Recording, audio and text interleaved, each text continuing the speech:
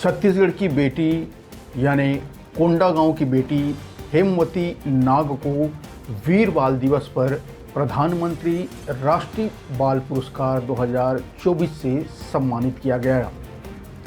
नई दिल्ली में राष्ट्रपति द्रौपदी मुर्मू ने हेमवती नाग को मेडल और प्रशस्ति पत्र देकर सम्मानित किया। राष्ट्रपति भवन सांस्कृतिक केंद्र में आयोजित समारोह में 7 श्रेणियों में 17 बच्चों को नेशनल अवार्ड दिया गया। नेशनल चाइल्ड अवार्ड देने के बाद राष्ट्रपति ने सभी पुरस्कार प्राप्त विजेता बच्चों को बधाई दी और उनके उज्जवल भविष्य की कामना की।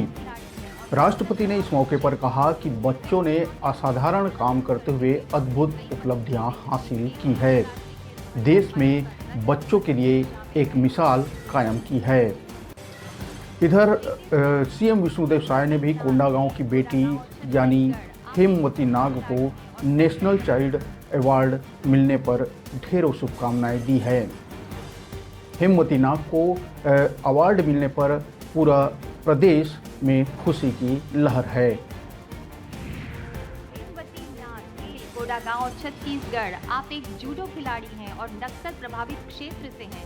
कई चुनौतियों को नेस्तनाबूद करते हुए आपने कई पदक जीते, जिसमें खेलो इंडिया राष्ट्रीय खेल 2022 का रजत पदक भी शामिल है।